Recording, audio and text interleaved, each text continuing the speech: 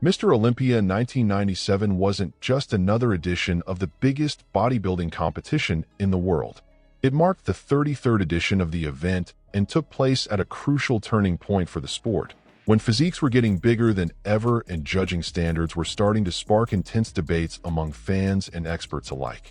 Organized by the IFBB, the contest was held on September 20th, 1997, at the iconic Terrace Theater in Long Beach, California. The venue had already hosted major events before, but that night it would become the stage for one of the most controversial and widely discussed stories in the history of professional bodybuilding. One of the biggest differences that year was the two-day format. Prejudging took place on Friday night, while the finals were held on Saturday. This format hadn't been used since 1989, and its return cranked the tension way up, since every comparison made on day one could ultimately decide the final outcome. That structure made prejudging far more important, turning every pose, every detail of symmetry, and every head-to-head comparison into something that could make or break an athlete's placing. For the audience, it meant 2 full days of anticipation, analysis, and heated debates about who truly deserved the title. The money on the line made it clear that this wasn't just another contest. It was the financial and symbolic peak of professional bodybuilding. Total prize money reached $285,000, an extremely high figure for the time, and one that put the Olympia miles ahead of any other event in the sport. The champion alone took home $110,000, a payout that represented far more than just a trophy. It meant status, sponsorship deals, international exposure, and serious leverage with brands. Winning the Olympia didn't just crown a champion. It could completely change an athlete's life, on and off the stage. Even those who didn't win still benefited. Athletes in the top 10 received scaled prize money, reinforcing the idea that simply being among the best in the world was already a massive achievement. Every placing translated into recognition, cash, and future opportunities. This sharp increase in prize money reflected the explosive growth of bodybuilding throughout the 1990s. The sport was everywhere: magazines, VHS tapes, supplements, expos, drawing more attention from fans and the fitness industry than ever before. Once again, the biggest name of Mr. Olympia in 1997 was Dorian Yates. That year, he secured his 6th consecutive Olympia title, a feat very few athletes in history have even come close to achieving. More than just another win, this moment marked the closing chapter of the most dominant reign modern bodybuilding had ever seen. That victory carried enormous symbolic weight because it officially marked the end of an era. Since the early 90s, Dorian had completely redefined what a competitive physique looked like, pushing the sport toward unprecedented levels of mass, density, and visual impact. In 1997, he wasn't just defending a title, he was defending an entire legacy. What makes this win even more remarkable is the dramatic context behind it. Just 3 weeks before the contest, Yates suffered a serious left triceps tear, an injury that would have forced most athletes to pull out immediately. But for him, quitting simply wasn't an option. Despite the injury, Dorian stepped on stage relying on experience and strategy. He adjusted his poses, controlled angles, used tanning intelligently, and avoided movements that would expose the injury. His focus stayed locked on what had always been his greatest weapon, his overwhelmingly dense back, which remained dominant even with his body compromised. The runner-up spot at Mr. Olympia in 1997 went to Nasser Sonbaty, and this is where the story truly turns controversial. That night, Nasser walked on stage with a massive physique, huge, full, and noticeably more refined than in any of his previous appearances. Unlike other years, Nasser didn't bring size alone. He showed better balance, sharper conditioning, and a stage presence that stood out in every direct comparison. For many fans and experts, he delivered the most complete overall package of the night, especially when judged pose by pose. And that's exactly what sparked one of the biggest controversies in Mr. Olympia history. As soon as the results were announced, the debates exploded. How could an athlete in that kind of shape not walk away with the title? The idea that Nasser had been robbed spread quickly among fans, magazines, and behind-the-scenes conversations in the bodybuilding world. The controversy grew even louder because of Dorian Yates' physical condition. While Nasser looked healthy and at his absolute peak, Yates was clearly competing under the limitations of a severe injury. For many observers, that should have carried more weight in the final decision, and that question is still debated to this day. To this day, that showdown still splits opinions. On one side, you have Yates' legacy and historic dominance. On the other, Nasser's absolutely crushing physique on that specific night. And now let me ask you this. If you were sitting at the judges' table in 1997, what decision would you have made?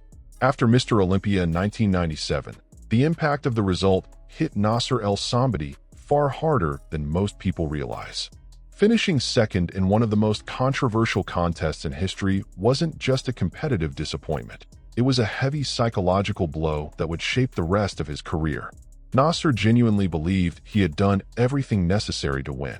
He brought more mass, better conditioning, and a more balanced physique than ever before. For him, that night didn't feel like a loss on stage, but like a title that had been taken from him rather than lost. In the months and years that followed, that frustration turned into obsession. Nasser came back bigger, heavier, and more aggressive, trying to make sure there would be no doubt next time. The problem was that by constantly chasing more, his physique started to lose balance, and the physical and mental wear and tear began to take a serious toll. On top of the competitive pressure, Nasser faced major health issues, surgeries, and infections that hurt his consistency on stage. The dream of winning the Olympia was still alive, but with each passing year, it felt further and further out of reach. The saddest part is that Mr. Olympia in 1997 ended up becoming a negative turning point in his journey. That night didn't just define a second-place finish. It changed how Nasser saw the sport, the judging, and even himself. Going back to the Mr. Olympia 1997 podium, third place went to Shawn Ray, an athlete who almost represented the opposite of what was starting to dominate bodybuilding at the time. Shawn was the definition of classic aesthetics: clean lines, a tight waist, and a level of symmetry that very few could match. On stage, he delivered exactly what had always been his trademark: flawless conditioning, controlled posing, and an extremely polished presentation. Every movement looked deliberate, reinforcing the idea that Shawn Ray was one of the most technical and complete competitors in Olympia history. Even so, it was clear to the audience that, on that night, he was solidly outmatched by Nasser Sonbaty. There was very little debate over the battle for second place, since Nasser's sheer size and physical presence created a visible gap between him and Shawn in direct comparisons. Still, that third-place finish did nothing to diminish Shawn Ray's importance at that contest.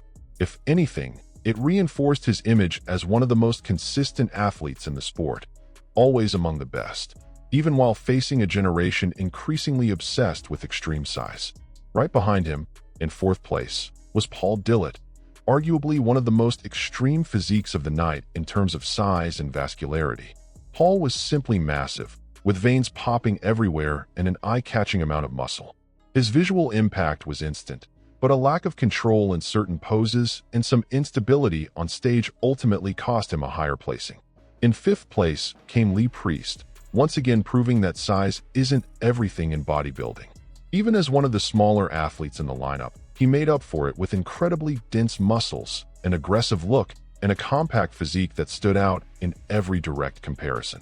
Rounding out the top six was Kevin Levrone, an athlete known for his rare mix of raw strength, explosive muscle, and powerful aesthetics.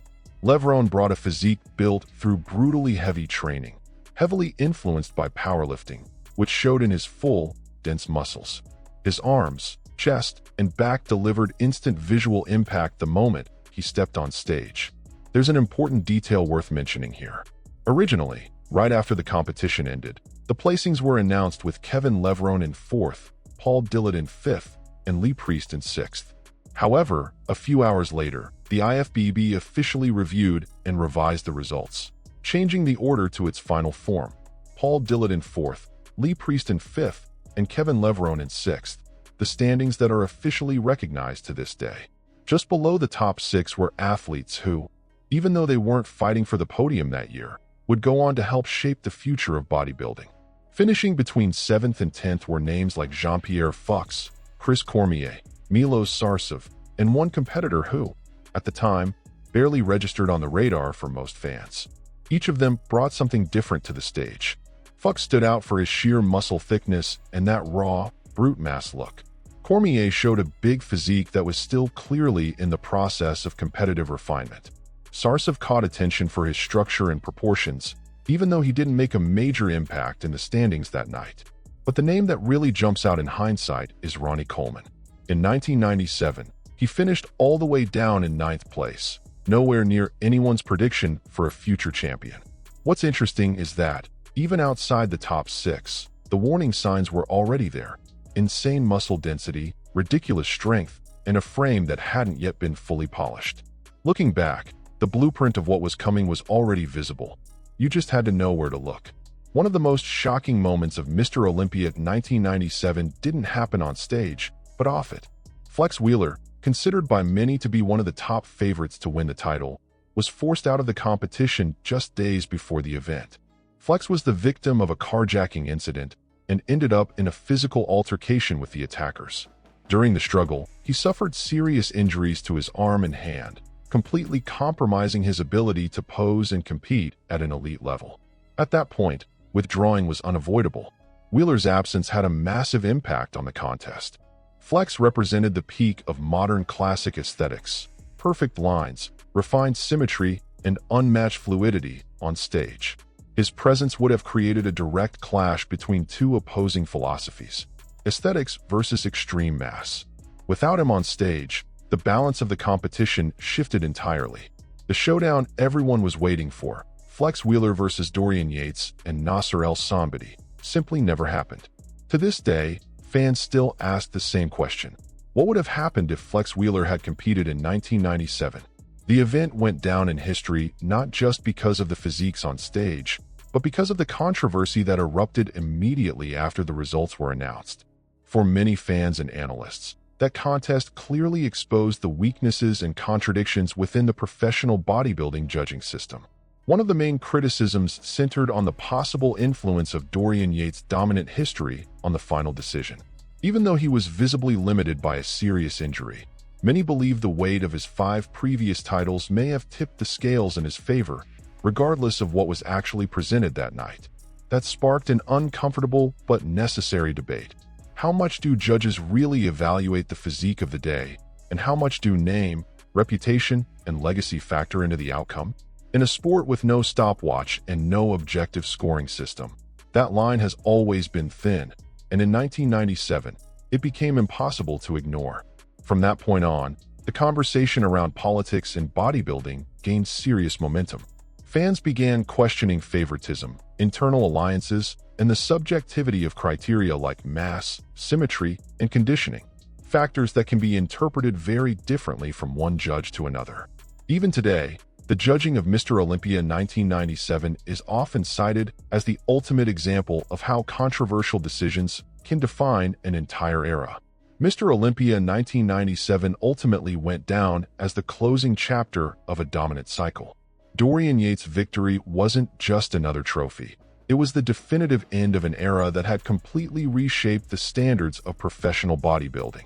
For years, Yates redefined what it meant to be a champion, pushing the sport into uncharted territory of mass, density, and visual impact. In 1997, even while injured, he symbolized the final breath of that phase, making it clear that the Olympia would never be the same afterward. At the same time, that addition fully cemented the transition into the mass monster era. The stage already showed clear signs that the future belonged to physiques that were bigger, denser, and more extreme, a path that would soon be dominated by Ronnie Coleman in the years to come. What's fascinating is that this shift didn't happen smoothly. It was fueled by controversy, debate, and a deep divide among fans. Those who defended aesthetics, balance, and tradition versus those who embraced the new standard of absolute size. Mr. Olympia 1997 became the epicenter of that clash, and its echoes are still felt today. More than just a competition, the 1997 Olympia became a true historical landmark, an event remembered for resilience, controversy, and a deep transformation of the sport itself.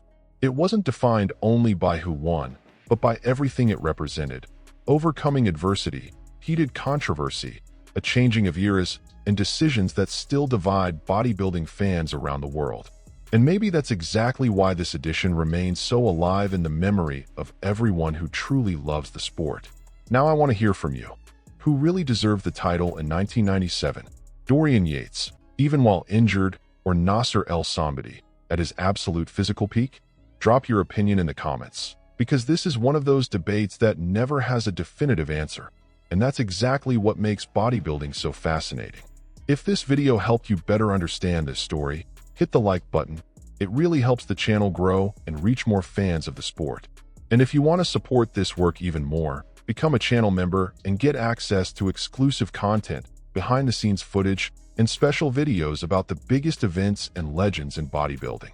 And of course, if you're not subscribed yet, subscribe now so you don't miss what's coming next. Every week, we bring new stories, deep analysis, and debates about the most iconic moments in bodybuilding history. On the end screen, you'll see another video from the channel that connects directly to this topic. Click on it and keep traveling through the history of bodybuilding. I'll see you in the next video.